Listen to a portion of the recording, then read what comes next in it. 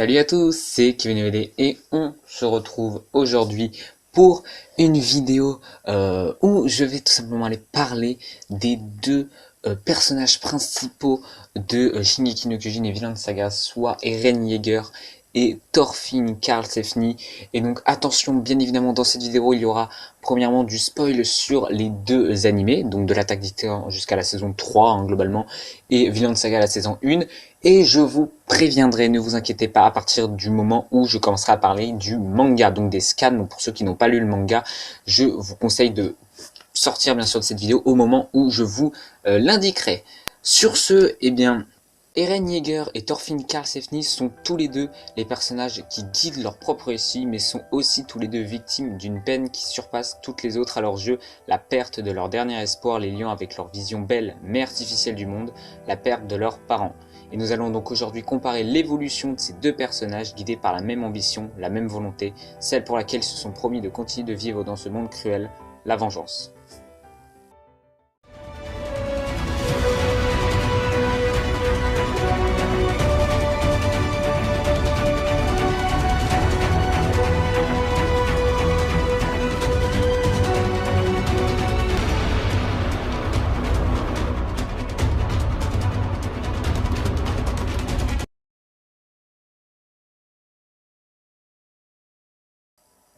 Mais avant d'introduire ces deux personnages, nous allons nous attarder quelque peu sur leurs deux paternels de nos héros, car ceux-ci sont très similaires.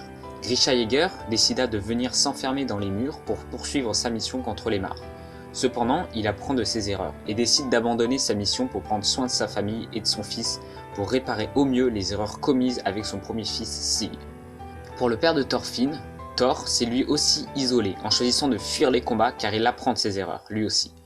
Se faire passer pour mort et s'isoler en Islande était pour lui la façon de prendre soin de ses proches et surtout d'arrêter de répandre la souffrance en pillant et en tuant. Les deux pères incompris de leur fils au début de l'œuvre, mais pris comme modèle par Thorfinn et manipulés par Eren. Pour ce qui est de Eren Yeager, c'est le héros principal de Shingeki no Kyojin. C'est un enfant lambda quand l'œuvre débute, vivant enfermé, certes, mais vivant simplement, entouré par une famille qui a toujours pris soin de lui. Malgré cela, c'est un enfant rêvant de liberté, voulant rejoindre le bataillon d'exploration pour pouvoir s'envoler de ses propres ailes et passer au-delà des murs.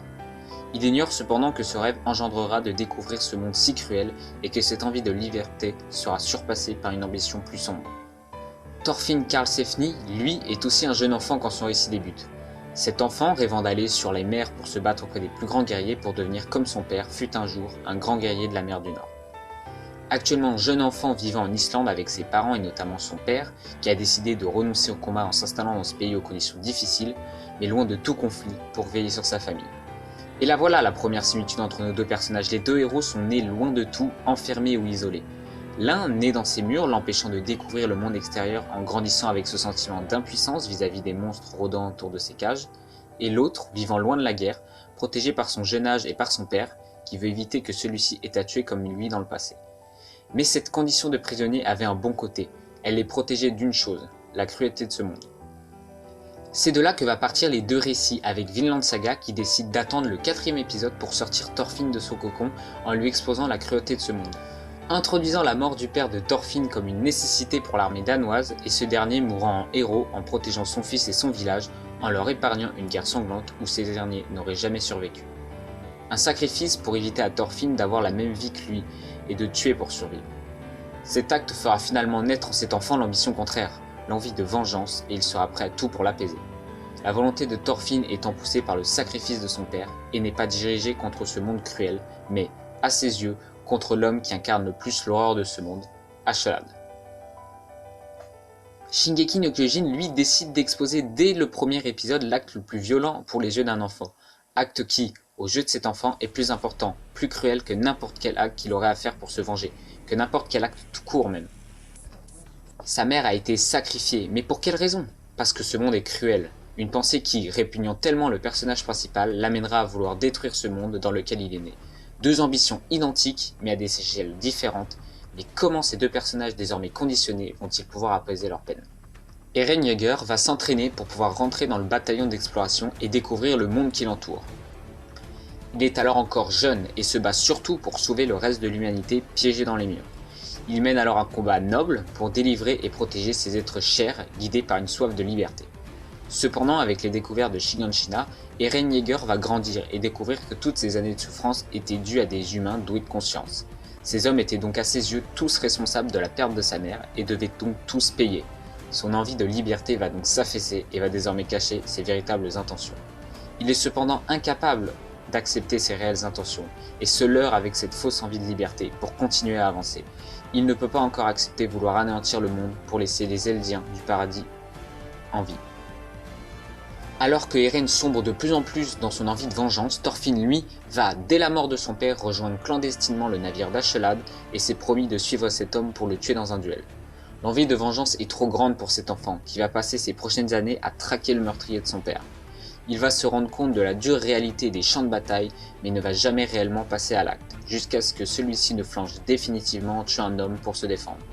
Thorfinn va donc devenir une machine à tuer, sans émotion, n'attendant que son duel pour se venger. Une vengeance qu'il ne pourra finalement pas apaiser, car la mort prématurée d'Acheland va mettre un terme à la folie de Thorfinn, le laissant là, sans but, ni où aller, et à quoi bon vivre sans but après tout. Donc attention, à partir de maintenant, nous allons mentionner leurs évolutions dans le manga, donc après les animés.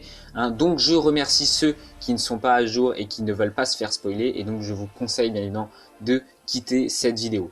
Et nous allons maintenant, pour tous ceux qui sont prêts, nous allons continuer tout simplement les évolutions des deux personnages.